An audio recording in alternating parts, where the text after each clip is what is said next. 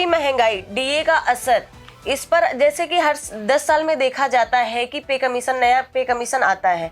तो अभी 2016 में एक नया 7th कमीशन आया था। अब 2026 चूंकि चल रहा है, 10 साल ऑलरेडी हो चुके हैं, तो 8वें पे कमीशन की बात चल रही है। जितने भी रेलवे यूनियन हैं लगातार सरकार से डिमांड कर रहे हैं 8 पे कमीशन की। तो इस पे हम चर्चा करेंगे आज, और हमारे साथ जुड़ रहे हैं यूआरएमयू के general secretary BC Sharma ji. उनसे जानेंगे कि पे कमीशन क्यों जरूरी है और इनकी तरफ से कौन कौन सी मांगे रखी जा रही हैं। तो सर, बहुत बहुत स्वागत है आपका हमारे भारत न्यूज़ 360 टीवी में।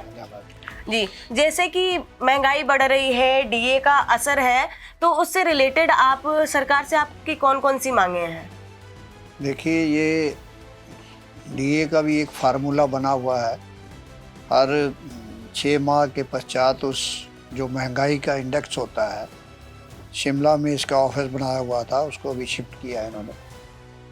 तो उसके मुताबिक जो AICP आती है जी, इंडेक्स आता है, तो महंगाई भत्ता बढ़ता है।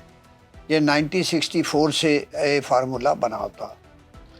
अब रही पे कमीशन की बात, जिस तरह मार्केट का सिनेरियो होता है और जो वर्किंग क्लास है उसको अपनी फैमिली को चलाने के लिए और उसके साथ जो भी नीड है फैमिली बेसिस पे, चाहे बच्चों को एजुकेशन की नीड है या हायर एजुकेशन की नीड है, तो अकॉर्डिंगली महंगाई बढ़ती है तो वेजेस भी बढ़ना चाहिए। और वेजेस इस तरह बढ़ना चाहिए कि लिविंग वेजेस होना चाहिए। अब इस देश के अंदर जो है, जब भी पे कमीशन 7 पे कमीशन बैठ चुके हैं, लेकिन उसके अंदर एक तो जो फार्मूला एकॉर्ड फार्मूला बनाया हुआ है और ILO ने भी उसमें सजेशन दी हुई है कि कैसे अपने बेस लेना है, उसके मुताबिक फैमिली के यूनिट लिए जाते हैं। और सबसे उसमें चिंताजनक बात यह है कि जो फैमिली को अपने बच्चों को पैदा करता है, जन्म देता है, उस फार्मूले के अंदर उनका यूनिट नहीं होता फादर मदर का जी। और जबकि वही फैमिली को जन्म देने वाले हैं, वही आगे फैमिली को बढ़ाने वाले हैं हर तरह से। ये एक बहुत ज़्यादा पुराना फार्मूला है, इसकी रेमेडी होनी चाहिए, उसमें फादर मदर को भी साथ में जोड़ना चाहिए।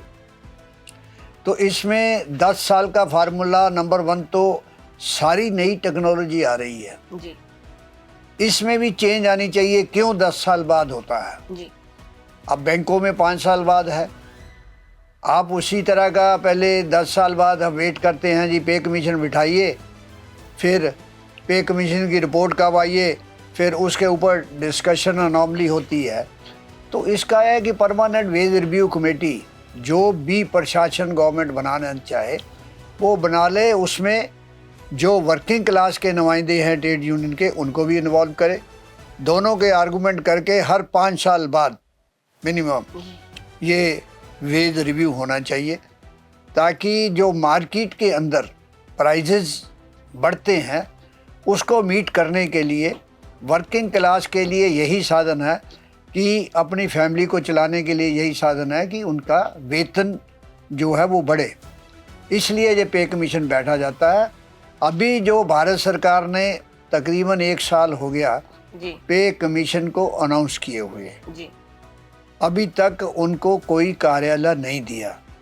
पिछले 2 महीने हो चुके हैं, कमेटी का अनाउंसमेंट की है, जिसमें रिटायर्ड जज श्रीमती देसाई, उसको चेयरमैन बनाया गया है और 2 मेंबर और बनाए गए हैं। लेकिन इस बार जो मेंबर बनाए गए हैं उसके अंदर भी डेफिशिएंसी है। उसके अंदर जो वेल नोन है डिपार्टमेंट का, जैसे रेलवे डिपार्टमेंट बहुत बड़ा डिपार्टमेंट है, इसके अंदर कम से कम 18 लाख रिटायर्ड कर्मचारी हैं और 12 लाख सर्विंग कर्मचारी हैं।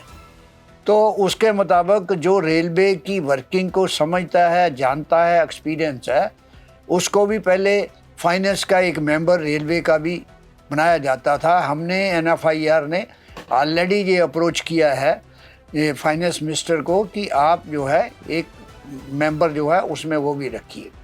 तो इसके अंदर अभी तक ये यूट्यूब पे बहुत सारी बातें आ रही हैं, ये बन गया जी, ये मल्टीप्लाई फैक्टर होगा, लेकिन ऑथेंटिसिटी कोई नहीं है। सर, लोगों के अंदर डाउट क्रिएट किया जा रहा है। इस मुद्दे को लेकर यूआरएमयू या रेलवे के अन्य जितने भी यूनियंस हैं, इस मुद्दे को लेकर सरकार के साथ कोई बैठक या बातचीत हुई है अभी तक आप लोग की? देखिए, हमने आज से 4 महीने पहले टर्म्स ऑफ रेफरेंस क्या होना चाहिए जी, कौन कौन उसमें इन्वॉल्व होना चाहिए, वो सारा 2.5 पेज का बना के डीओपीटी की सेक्रेटरी के साथ उसको डिस्कस किया।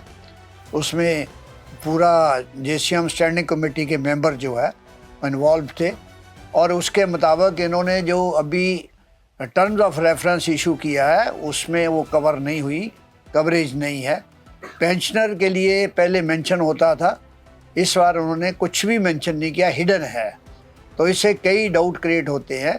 बहरहाल ये नटशेल, जब तक पे कमीशन बैठे, कमेटी बैठे, उसके बाद जो स्टेक होल्डर हैं, जो वर्किंग क्लास के नुमाइंदे हैं, प्रशासन की तरफ से कोई प्रपोज़ल आती है उसमें डिस्कस होगा, उसके बाद नटशेल निकलेगा। लेकिन national federation of Indian railway man और यूआरएमयू की ये प्रपोज़ल है कि इसके अंदर जो मल्टीप्लाई फैक्टर बने वो सारी मार्केट के सिनारियों को देखते हुए, प्लस उसके ऊपर जो 2 भारी इनकम टैक्स और जीएसटी लगता है जी, उसका भी व्यू में रखे हुए, और ये मल्टीप्लाई फैक्टर होना चाहिए।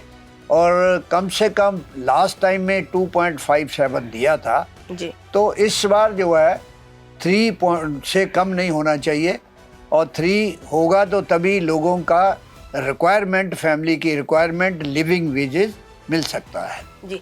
सर, जैसे आप बता रहे हैं कि पिछले 1 साल से ये पे कमीशन का नियम चल रहा है, तो अगर इसमें और भी देरी होती है पे कमीशन आने में, तो यूआरएमयू की तरफ से अगला कदम कौन सा होगा?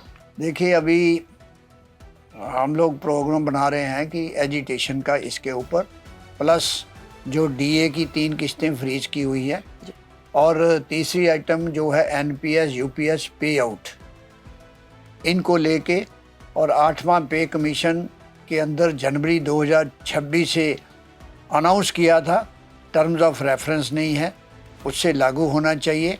और अगर लेट लागू होता है महंगाई भत्ते को ठीक तरह से, क्योंकि 6 महीने जब ये लागू हो जाएगा, महंगाई भत्ता इसमें मर्ज करके महंगाई भत्ता 0 कर दिया जाएगा।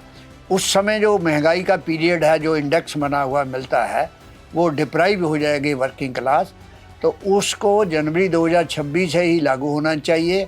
उसका पूरा जो वेज बनता है उसका एरियर भी मिलना चाहिए, और फिक्सेशन भी वैसे ही होना चाहिए। ये गवर्नमेंट करती क्या है कि अलाउंसेस को बाद से इम्प्लीमेंट करती है, आज तक जो पे कमीशन आया है, जिससे वर्किंग क्लास को लॉस होता है।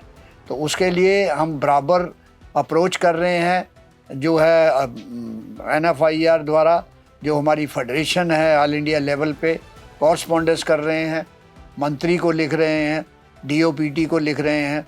तो उसके बाद जो है जो भी होगा, हम एजिटेशन जो है ये फरवरी से हम शुरू करेंगे, और जिसके ऊपर डिपेंडिंग डिमांड जो है तो एक नहीं है, नंबर ऑफ डिमांड्स है। मेजर डिमांड्स मैंने आपको बताई है, जो सबसे ज़्यादा है कि एनपीएस यूपीएस और पे आउट जी, ये लोगों को मिलनी चाहिए, क्योंकि ये पेंशन कोई खैरात नहीं है।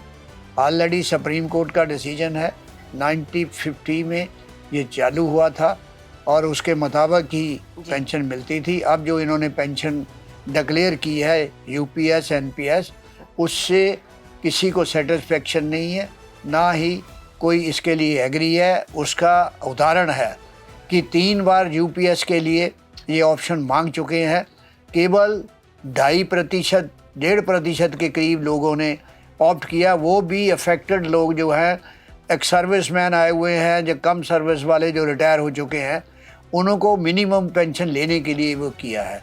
तो ये भारत सरकार को हम आगाह करते हैं कि इसको वित्त मंत्री और प्रधानमंत्री इंटरवीन करके 8वें पे कमीशन के लिए जो पेंडिंग डिमांड्स है उसके लिए, और रेलवे की वर्किंग को स्मूथ चलाने के लिए, एक्सीडेंट बचाने के लिए जो पोस्टों पे बैन लगाया हुआ है, जो सरेंडर करे जा रहे हैं, उसके ऊपर ध्यान दे के पोस्टें नई जो है सैंक्शन होनी चाहिए। जी सर, एक सवाल और है मेरा। जैसे ये पे कमीशन आने में इतनी देर होती है, एक लंबा पीरियड है 10 साल का, कि अगर 2016 जनवरी में आया, अभी 2026 से स्टार्ट हो गया, तो इस तरह से पे कमीशन में देरी से हमारे जो कर्मचारी हैं उनके कार्य क्षमता में कुछ प्रभाव पड़ता है? कर्मचारियों के लिए क्या कहेंगे आप? देखिए, ऑलरेडी 6th पे कमीशन में हमने इसी तरह डिले हुआ था, इंटरिम रिलीफ मांगा था जी 2 किस्तें हमें इंटरिम लीव की मिली थी, जो लेटर ऑन पे कमीशन में उसको मर्ज करके उनकी पे दे दी थी।